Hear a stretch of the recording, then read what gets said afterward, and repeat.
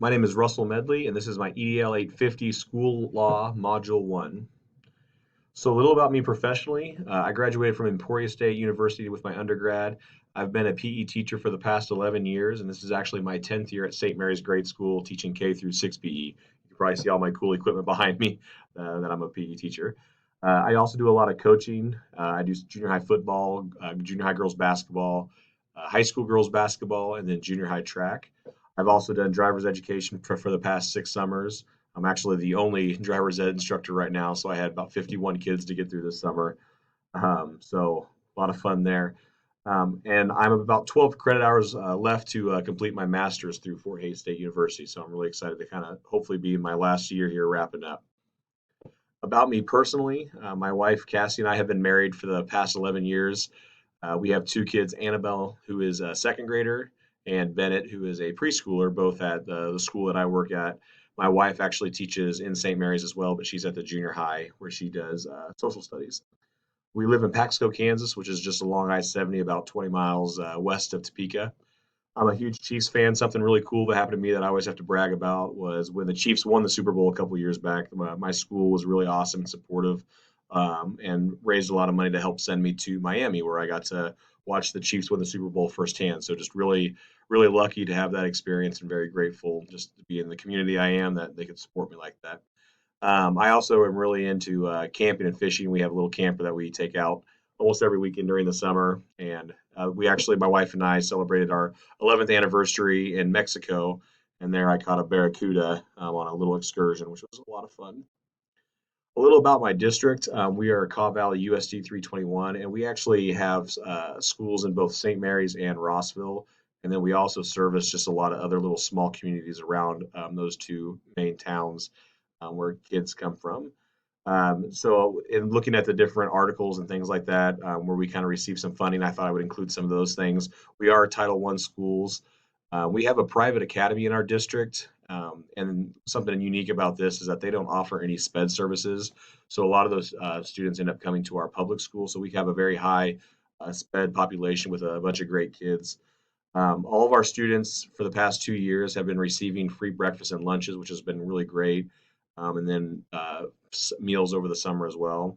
And something also pretty unique about our district is we have a capital outlay fund that we get because we have a Jeffrey Energy Center in our community. So we get some funds for different that we can use towards different things in our schools as well through them.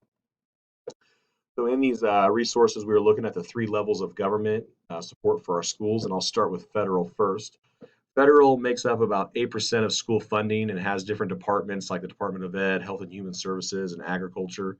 And these funds are, they try and use funds that can reach the most people and do the most good, and really try and fill in gaps that the local and state can't fill.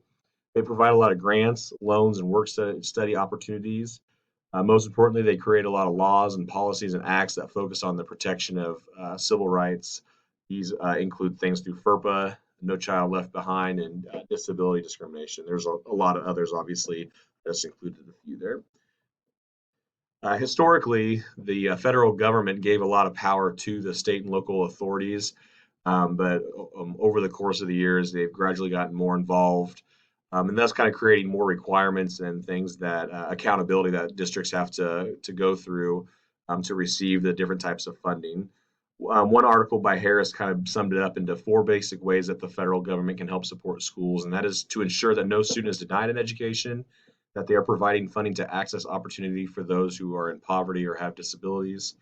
They support research and development, and then support improvement of state and local educational systems. Next, we look at the state. The states establish, for the most part, most states establish their own Department of Education. Most still will delegate a lot to the local school districts. Most recently, we've seen where the state has adopted some core standards and benchmarks in reading and math. They provide framework for standards to evaluate schools just to see kind of how schools compare with each other. They also provide slightly less than half of the school's operating cost, and they do that through income tax and sales tax. And then we look at our local support, and most districts have school boards that oversee, the schools, and also made up of the superintendent as well. These are elected members, or in some cases, like one article pointed out, appointed by the mayor.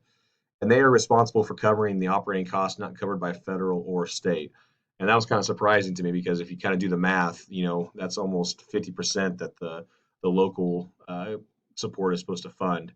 And so they'll do that through property tax on homes or businesses. So next we kind of look at who's in charge at these different levels. At the federal, obviously that's the president having the different, and the president and Congress, and the Congress develops the Department of Education. Cabinet's made up of different committees related to education. These are appointed and paid members. And I think that they have the most power out of the three, just due to all the various laws and regulations.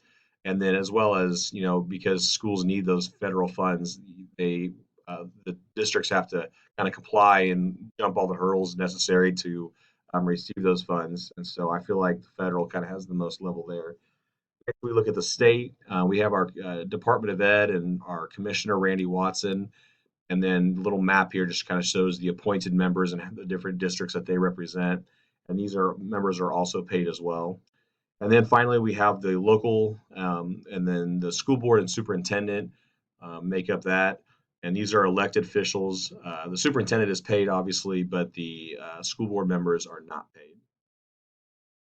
So then looking at these components and kind of who has the most influence on these, I kind of highlighted the keywords that I felt kind of fit those different things. So for component 6.1, it's the local, just looking at the school level governance, promoting the mission and vision of the school. In component 6.2, the state kind of evaluates, develops, and advocates for a data-informed and equitable resourcing plan that supports the school and improvement and student development. And then finally, in component 6.3, I felt this was federal, mostly with our keywords here because they're implementing laws, rights, and policies and regulations. So how does all this support the educational process for students and adults? Harris 2016 mentioned that educated adults tend to live healthier lives and have less divorce rates and less children out of wedlock, as well as less crimes. Basically, the federal government, state, and local governments all are working together. The federal government protects the rights for all students. It provides funding and resources to those in need and continues to find ways to be competitive in an ever-changing world. State governments oversee the local districts and they create ways to evaluate the effectiveness of schools. They work with districts to adhere to the federal laws and policies, and they also give control to local governments whenever possible. The local governments have a really good sense and identity of the students that they serve, and so they're always going to look to identify those needs of not only the students, but the staff and communities that they serve, as well as utilize both state and federal resources when appropriate to meet the needs of those stakeholders.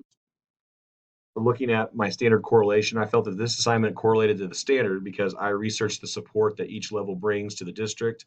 I discovered how each level was different from the other, but also how they all work together in meeting the needs of those they serve. This assignment was relevant to my current learning because I did not know much about what happened at the state and federal level as it relates to the support it provides. I found it very interesting that the amount of support each level brings in terms of operating costs. I would have guessed that the federal level provided more than what it did. I found it very interesting about the history of the federal government and its increasing involvement and reasons for the increase in that involvement. Finally, in the future, this assignment has me interested in knowing more about the requirements that the federal government has for the different incentives, funding, and other services for schools.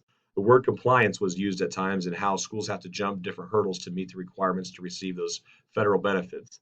This assignment also made me think to the future about the importance of taking advantage of the resources that the federal government and state have to offer local school districts. As a future administrator, I want to make sure I am meeting the needs of our students, families, and community. Here are my references. Thank you all, and I look forward to meeting you all and learning from you. Thank you.